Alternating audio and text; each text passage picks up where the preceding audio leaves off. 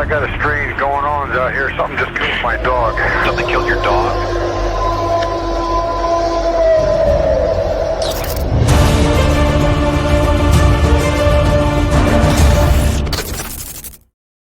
Hey everybody, thank you for joining the show tonight. You're watching the Cryptid Podcast, and as always, I'm your host, Dan Hamilton.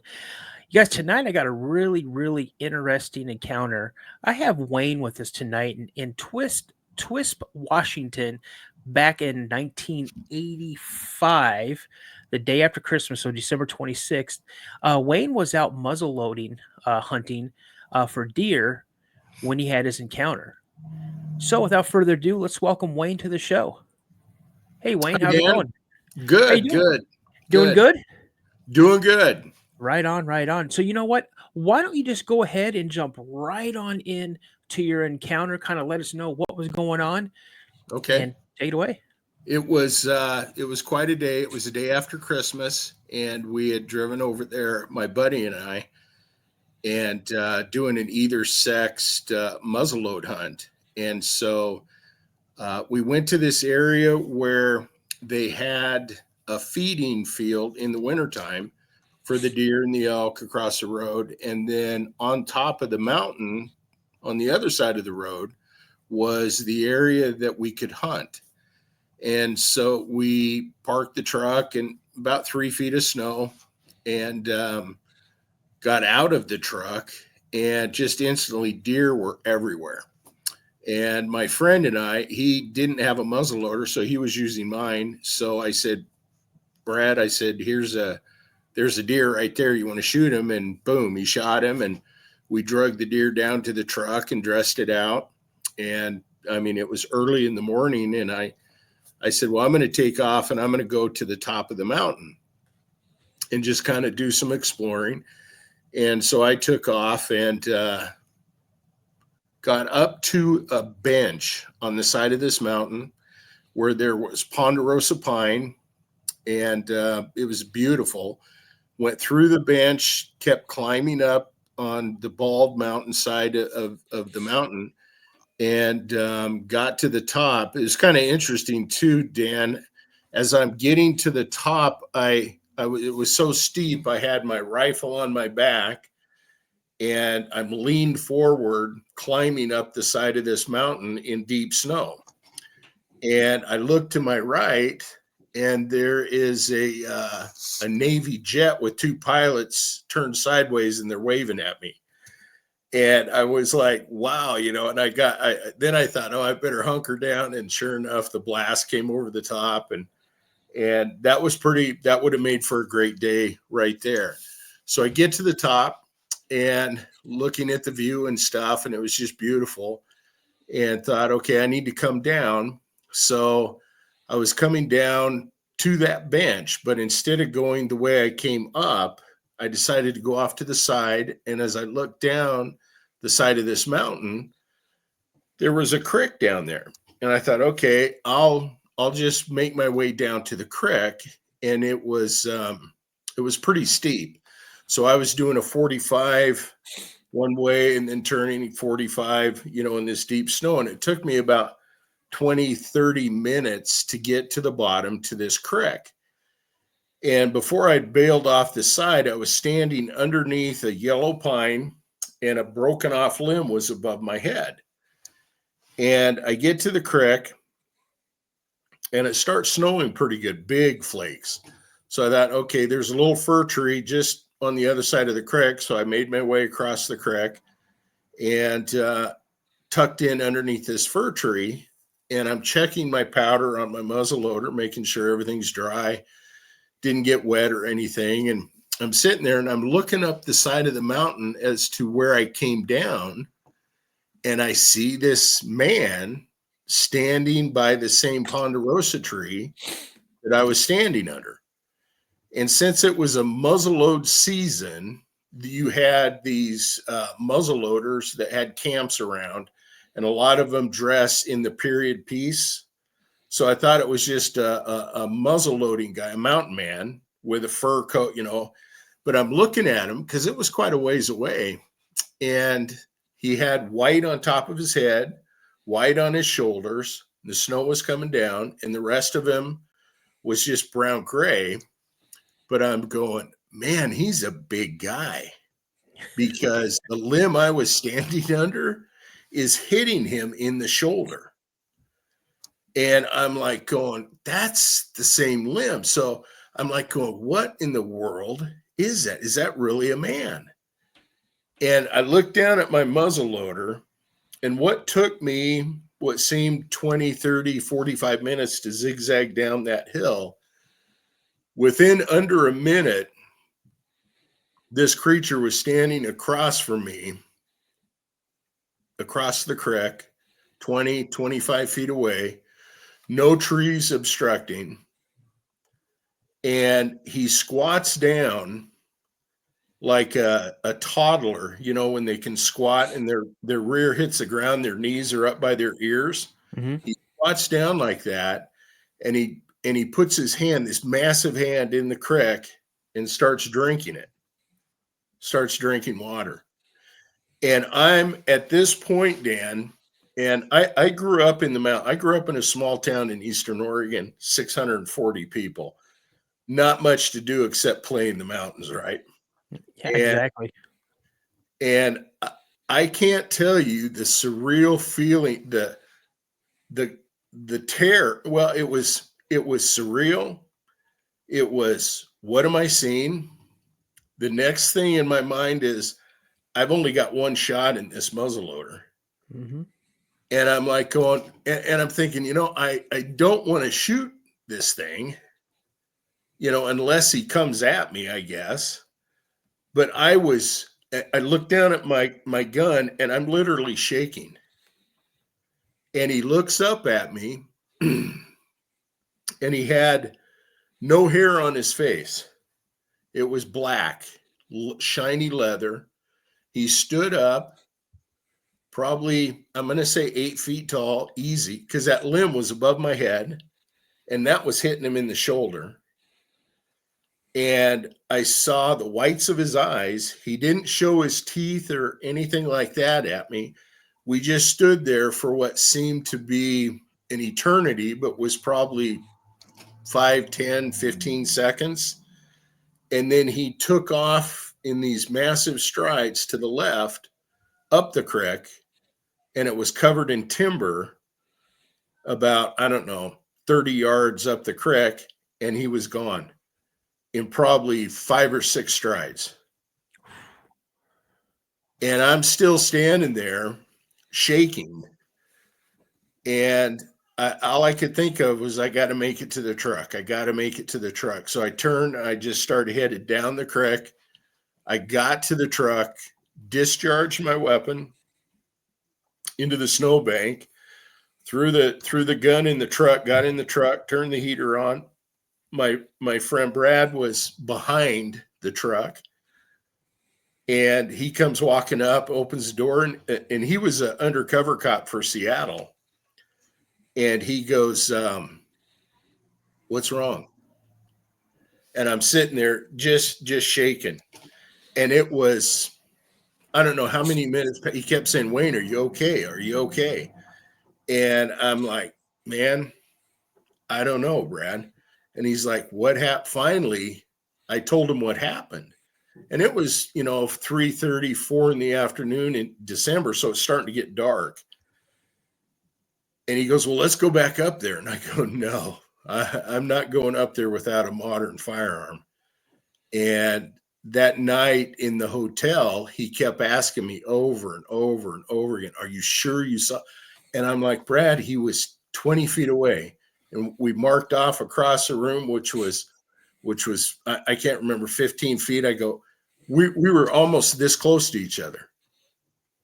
Just standing there looking at each other. And so the next morning we went up there, and sure enough, there were the prints.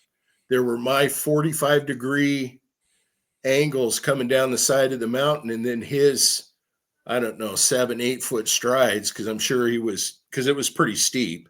Mm-hmm. And then his tracks across the creek, and then his 7-foot strides going up the creek. And Brad's just sitting there shaking his head. And I'm like, I'm telling you what I saw. And did you, okay, so let's kind of unwrap this. So before you went hunting, now, if for those out there who don't know where Twisp, Washington is, it's like central eastern Washington state. So kind of like you said, kind of northeastern of Wenatchee. Mm-hmm. So prior to this experience, what was your thought or knowledge on Bigfoot? I had one other, I guess, growing up in John Day, you either did two things. You either logged or you worked on ranches. And my dad wouldn't let me log because it was pretty dangerous. Only to say that one of my friends' father was a logger. And so on the weekends, he would run skidder and stuff for his dad. And this guy was a couple years older than us, but we played football together, and it was in the fall. And this young man was just a great guy to have around, had a great sense of humor. We always laughed, joked around, kidded around. And one day in practice, it was a Monday because the weekend had happened, and he just wasn't the same. And we were like, what's going on? What's wrong? And he goes, I can't tell you. And so everybody left the locker room, and there was three of us there, and we're like, come on, we're your friends. What's happening? We want to help you. He goes, you guys promised not to laugh. And we go, no. And he said he was running his skidder for his dad. And he said he thought he was going by like a dead deer or something, and kept going by it. And he goes, man, it sure stinks right there. And so he decided to run the skidder farther up the trail to eat his lunch. And he goes, as I was sitting there eating my lunch, he goes, you know how you get this feeling that somebody's watching you? And we're like, yeah. And he goes, I turned around in the seat to look where I'd just come from, and there it was standing there. No way. And we're going, there was what? And he goes, man, I don't even want to tell you. And we're like, come on. And he goes, it was Bigfoot. And of course, being teenagers, right? We're trying not to laugh, but yet we're going, this guy doesn't, this isn't his personality. And he was really shook up by this, to the point where they have a Bigfoot society on the Columbia River there that his dad called because they found prints. And this group of people came up, and actually that weekend took castings of the footprints that my friend said that he saw, and it was 6-7 foot strides between them, he said, and it shook him up. Now, this is a young man that went on to be in the Navy and was a Top Gun pilot. And so it's not something that somebody made this story up to try to get attention or anything. He didn't even want to talk about it. Yeah. And I've gotten to the point in my life, I'll be 64 tomorrow, that what, this is what I saw.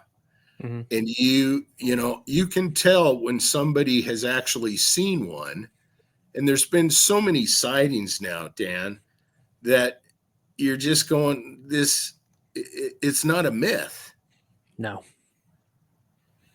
it's crazy. So what did you think? So this happened in high school. You consider him a pretty close friend, wouldn't you? Yes, he was all through high school. He was a couple years older than us.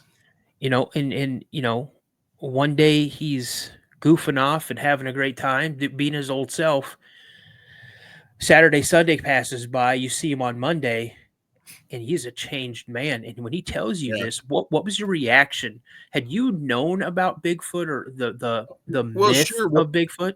Yes, when I was a kid, like I said, it was a small town, so we had this outdoorsman club that my dad would take me to.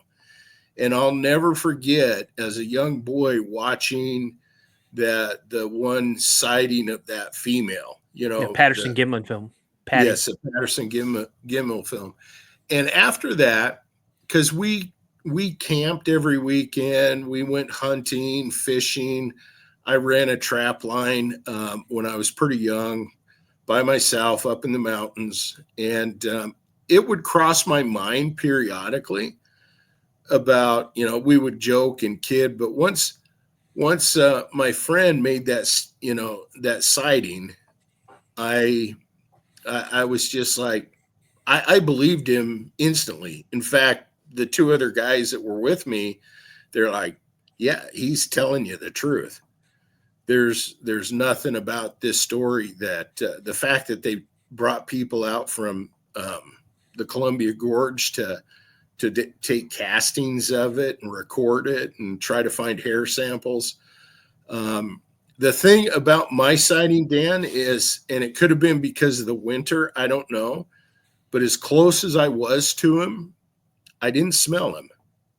Yeah. Now that could have been the wind. It could have been, I don't know. And his fur wasn't matted, or, you see some of these pictures or drawings where people, it wasn't that. It was very well groomed. It was long hair, very well groomed, very muscular.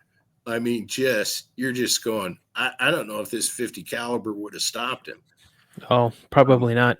Yeah. So you're looking, like I said, your buddy Brad had already shot that deer. You tell him, I'm going to go out. I'm going to try to get me a deer. You take this area. You come to the top of this bench. You see something amazing. Do you recall kind of playing? Was it an F-14? It was an A-10 Warthog. Oh, so it was it more than one? No, just the one that I saw. Just the one. So you had Air Force fly by, and that's awesome. Yeah, you said Navy for a second, and then A-10 is my all-time favorite aircraft. I was in the Air Force as well, and when I got to see those A-10s, I was like, oh, that's what I'm talking about. But anyway, I think he was probably he could have been out of Whidbey Air Base, that Navy station up there. Yeah, so if it's Air Force, he's either coming out of McCord or he's coming out of Fairchild. Right. So Fairchild's over, I think, in Walla Walla. They have B-52s. I don't know if they have a tactical fighter group out there, but I know McCord has like C-5s, C-17s, and I think they do have a tactical fighter group out there. Yeah. So, but, it always piques my interest when I hear someone say, well, and all of a sudden the military showed up, and I'm like, yes. Right. I know. It was, and I thought about that too. I'm like going, I wonder if they could have tracked him, if they had equipment on board to, I don't know back then. Yeah. I mean, A-10 normally would not, because it's a ground attack plane. So, right. It's helping grunts and stuff down on the ground. But so number one, that's exciting. You're crawling up this hill, you get up onto this bench, you're catching your breath. All of a sudden, this A-10 flies over, pilot waves at you, and I know I'd be giddy over that. So then you start making your way down the side of this hill, this cliff, and you're traversing, back and forth, like you said, doing 45. At any time from the time you were at that bench to when you got to the bottom of that hill or that cliff. Did you have a sense that something or someone might have been following you? Nothing. No, not until I got to I crossed the creek and I tucked in under a fir tree. Yeah. Because I wanted to check my muzzleloader, and I had an open view to where I had just come from, and I look up and I go, oh, there's a guy up there. So I mean, it was a man. And I mean, I'm sure that's what anybody would have thought, especially, that area. When you said they have the clubs that go out there and they dress in period, I mean, that would make sense if it's one of these guys dressed as a mountain man. Right. And I know fir trees, their branches, they hang kind of low. So you were able to tuck down inside this tree pretty much where it was pretty much There dry. was, Check it. yeah, there was a hole, Dan, in the side of the tree where a branch was missing. Yeah. And so I just stepped into that and was able to, because I didn't want, when I was checking my rifle, I didn't want snow to land on it and get the powder wet. Yeah. And so I just tucked in there. Yeah. Yeah, you tuck in. And now, was there any noises that drew your attention back up to that ridge, or you just happenstantly just kind of looked up there? I just looked up because it was a clear view. It was the side of a mountain that had no trees or nothing on it. It was just a big snowfall coming down. And I just looked up from where I came, and I'm like going, there's a guy standing there. In fact, my first reaction was, oh, someone else is hunting. Yeah. But then I see the white on his head, the white on his shoulders.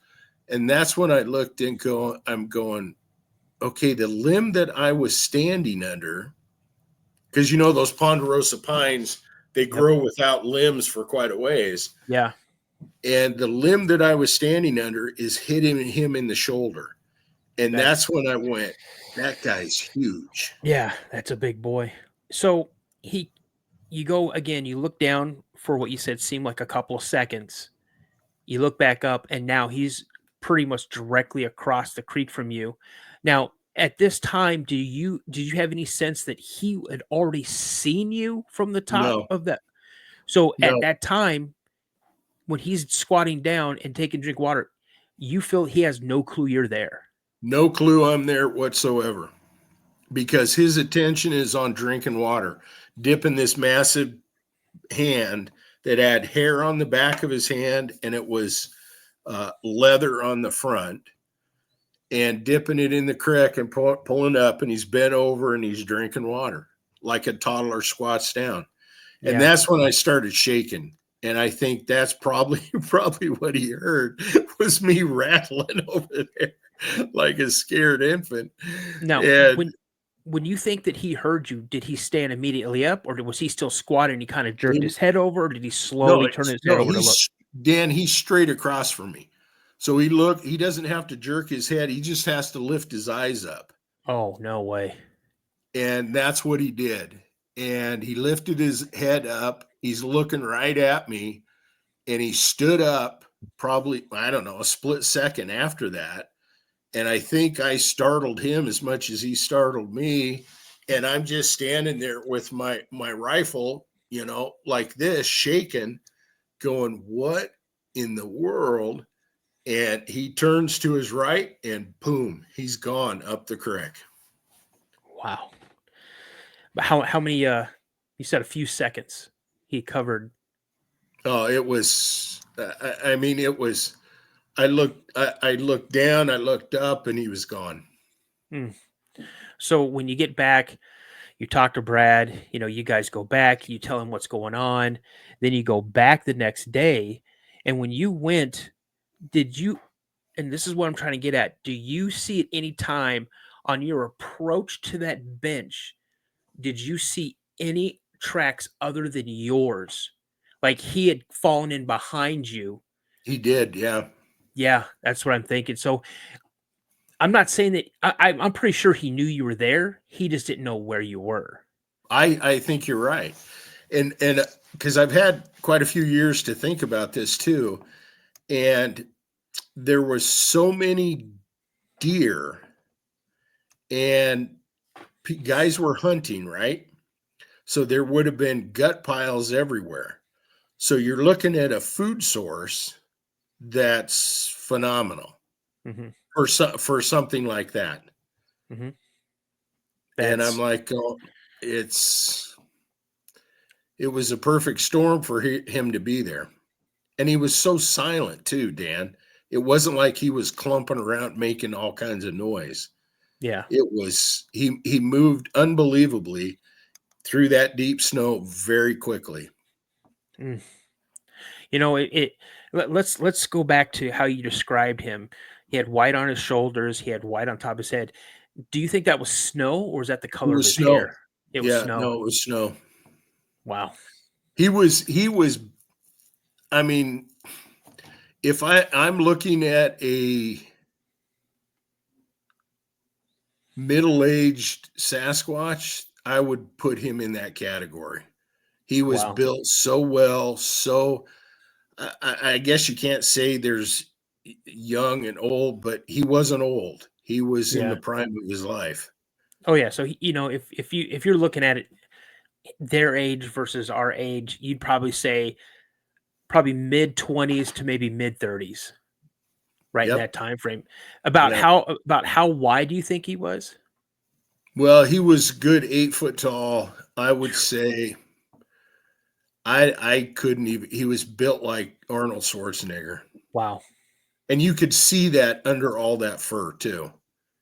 It was massive, massive hands, big feet, and it was just amazing.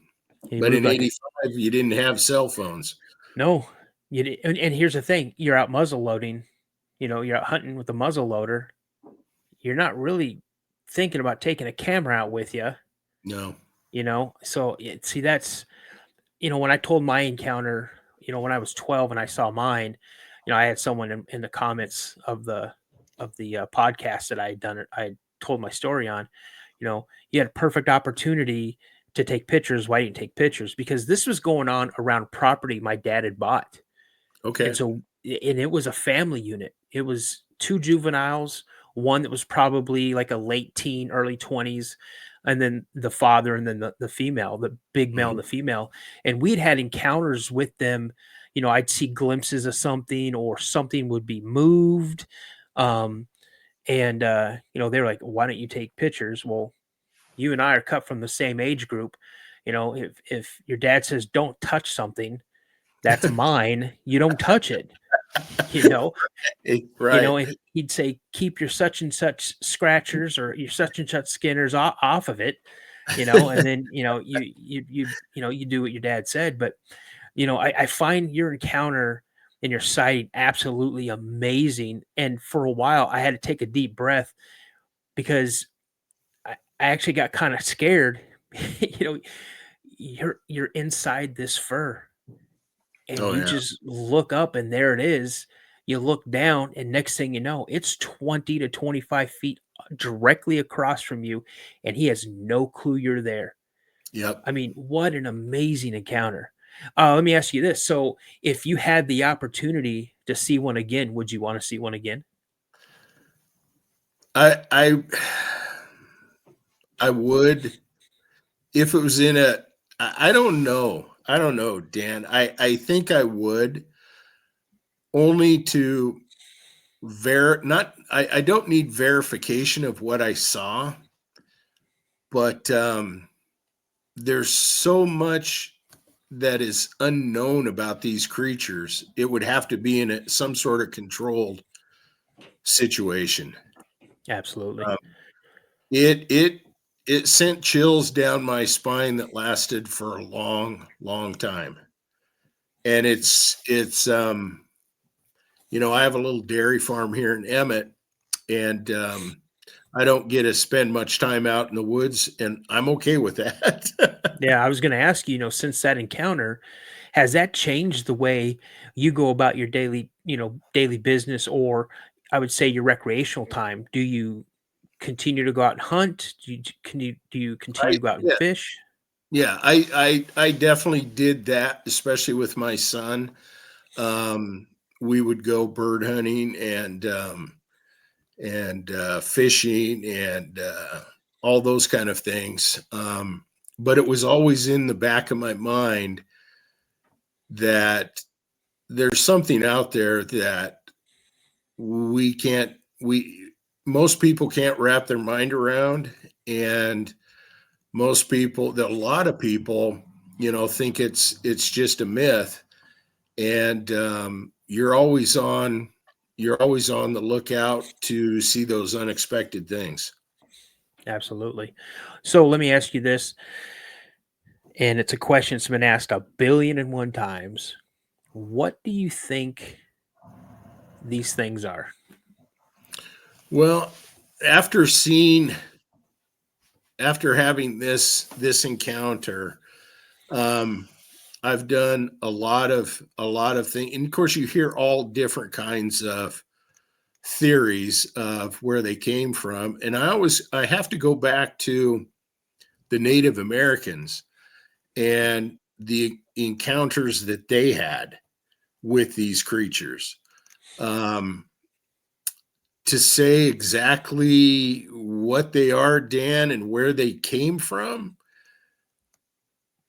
boy, that's a tough one, because if you go back, like I said, to Native Americans, there are legends and stories. You go back to the Choctaws, and there was a group of Choctaws that got tired of them because they were harassing and killing their tribe members. And they went after them and got them. And these stories were passed down from generation to generation.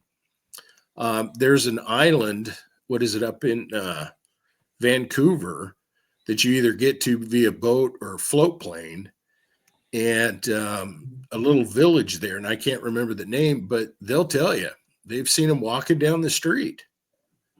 And there's clam beds up there that they go out, and there's a little cabin off to where they stay, and they'll go out there and they'll have giant rocks thrown at them, and faces in the window. It's because it's their territory, and they're all pretty much reserved to saying they live here. Now, right. whether it's a ape, ape, part of the ape family, I don't know, Dan. I just don't know. Yeah.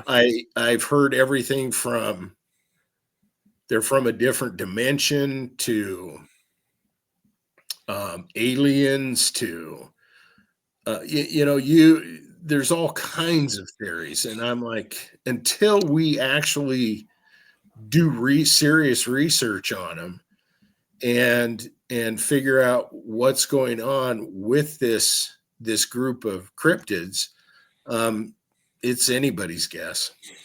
Yeah, I would agree with that. Well, do you have anything else you'd like to tell our listeners? No, just don't rule out the unexpected when you're out in the mountains. And if you get into the wilderness areas where it looks like these things have a good food source, and you start seeing some, that was the other thing. I didn't see any tree breaks. I didn't see any shelter structures, like anything was living there. It was just standing in front of me. Make sure you're saying, it's an area of opportunity with all the hunting going around. Like you said, food source everywhere, so it's just easy pickings for them. Exactly. And nowadays we have the technology to take good pictures, and to if you see something that don't be afraid to get the close-up shot. I'd agree. I'd absolutely agree. Hey, just to stay here for a little bit. I'm gonna go ahead and sign off, and then I'll talk to you as soon as the episode is done recording. Okay. Hey, sounds good, Dan. Stand by 1 second. So everybody, that's our show for tonight. I just want to thank Wayne very much for coming on the show tonight. Wayne, again, thank you. You guys, if you've had an encounter or a sighting or a story, and you'd like to come on the show and share that story, you can reach me by emailing me. My email address is thecryptidpodcast72@gmail.com. Again, thecryptidpodcast72@gmail.com. As my buddy Josh always says, stay prayed up. And as I always like to say, remember, a legend always begins with a sighting. Thank you so much, everybody, for joining us, and have a wonderful night. I got a strange going on out here. Something just killed my dog. Something killed your dog?